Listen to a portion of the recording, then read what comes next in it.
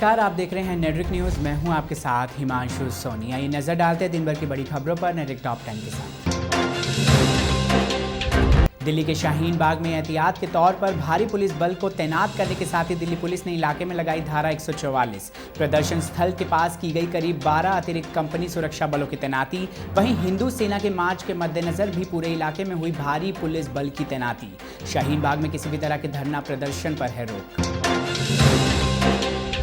नागरिकता संशोधन कानून पारित होने के बाद पहली बार कोलकाता पहुंचे केंद्रीय गृह मंत्री अमित शाह। शाह ने राजार हाट में राष्ट्रीय सुरक्षा गार्ड के 29 विशेष समग्र समूह परिसर का किया उद्घाटन। कोलकाता के शाहिद मीनार में सीएए के समर्थन में रैली को संबोधित करते हुए बोले अमित शाह, ममता दीदी की सरकार पीएम मोदी को पश्चिम बंगाल का विकास करने से रोक रही है। शाह बोले, कम्युनिस्ट को 2 दशक, ममता दीदी को 10 साल, तो हमें भी कोलकाता में दीजिए 5 साल। अमित शाह ने कहा, देश को तोड़ने वालों के अंदर होना चाहिए एनएसजी का डर, जवानों को नुकसान पहुंचाने पर चुकानी होगी भारी कीमत। वित्त मंत्री निर्मला सीतारमण ने जीएसटी को बताया क्रांति। लेखा महानियंत्रक यानी सीजीए द्वारा आयोजित 44वें सिविल अकाउंट्स डे इवेंट के उद्घाटन के बाद बोली निर्मला सीतारमण, आज आप दुनिया के किसी भी कोने में जाएं, आपको लोग डायरेक्ट बेनिफिट ट्रांसफर और जीएसटी की चर्चा करते ही दिखेंगे। वित्त मंत्री बोली, ये दोनों लोकतंत्र में मूक क्रांति की तरह हैं, जिसकी चर्चा दुनिया भर में हो रही है।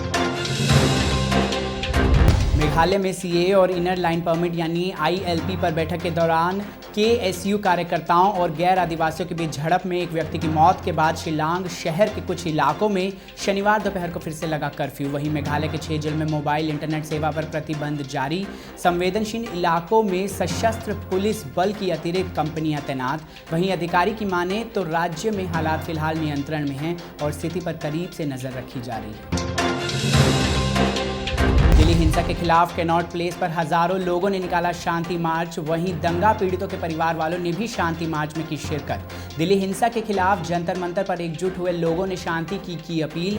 लोगों ने हिंसा में बलिदान हुए दिल्ली पुलिस के सिपाही रतन लाल, आईईबी के सुरक्षाकर्मी अंकित शर्मा और विनोद कश्यप को अर्पित की श्रद्धांजलि। दिल्ली हिंसा में मारे गए लोगों के परिजनों ने हजारों की भीड़ के सामने अपने सगे संबंधियों की मौत के बारे में बताया तो लोगों की आंखें भर आई। निर्भया केस के दोषी अक्षय कुमार सिंह ने 3 मार्च को होने वाली फांसी को टालने के लिए चली एक नई चाल। सभी कानूनी विकल्प खत्म होने के बाद निर्भया के गुनहगार अक्षय ठाकुर ने दोबारा दया याचिका की दाखिल। याचिका में दोषी अक्षय ने फांसी की सजा से उसकी पत्नी और बच्चों को सामाजिक रूप से होने वाली परेशानियों का किया जिक्र। पत्नी और बच्चे का हवाला देकर गिड़गिड़ाया दोषी, बोला उन दोनों का क्या कसूर। केरल में मलेशिया से लौटे युवक की अस्पताल में इलाज के दौरान हुई मौत। कोरोना वायरस से संक्रमित होने की आशंका, शुक्रवार देर रात शख्स की हुई मौत। जांच में जुटे डॉक्टर शख्स की मौत कोरोना वायरस के चलते हुई है या फिर निमोनिया की वजह से हुई है, ये बात का लगा रहे हैं पता। मलेशिया से लौटे मृतक शख्स के कोरोना वायरस टेस्ट की पहली रिपोर्ट आई थी नेगेटिव। कतर के दोहा में शनिवार को अमेरिका और तालिबान के बीच शांति समझौते पर मुहर लगने के बाद भारत की बढ़ सकती हैं मुश्किलें। दोनों पक्षों के हस्ताक्षर से हुए समझौते के तहत अमेरिका अगले 14 महीने में अफगानिस्तान से सभी बलों को बुलाएगा वापस। इस करार के दौरान भारत समेत दुनिया भर के 30 देशों के प्रतिनिधि रहेंगे मौजूद। समझौते के मुताबिक अफगानिस्तान में मौजूद अपने सैनिकों की संख्या में अमेरिका धीरे धीरे कमी लाएगा। इसके तहत पहले 135 दिनों में करीब 8600 सैनिकों को वापस अमेरिका भेजा जाना है। भारत और न्यूजीलैंड के बीच खेले जा रहे दूसरे टेस्ट मैच में भी फ्लॉप नजर आई भारतीय टीम की बल्लेबाजी। दूसरे टेस्ट के दूसरे दिन का खेल खत्म होने तक भारत ने अपनी दूसरी पारी में 6 विकेट गंवाकर बनाए 90 रन। पहली पारी के आधार पर मिली 7 रन की बढ़त के बाद भारत 97 रन आगे। वहीं खराब बल्लेबाजी पर बोले बुमराह, कहा किसी पर दोष नहीं मढ़ना चाहता। लंबे इंतजार के बाद कल भारत में होगा लॉन्च ओप्पो रेनो 3 प्रो। इस लेटेस्ट स्मार्टफोन में ग्राहकों को मिलेगा पावरफुल प्रोसेसर, दमदार कैमरा और बैटरी का सपोर्ट। इस फोन को ऑरा ब्लू, स्काई व्हाइट और मिडनाइट ब्लैक कलर ऑप्शन के साथ बाजार में उतारेगी कंपनी। अमेजॉन और फ्लिपकार्ट पर इस फोन की प्री बुकिंग हुई शुरू।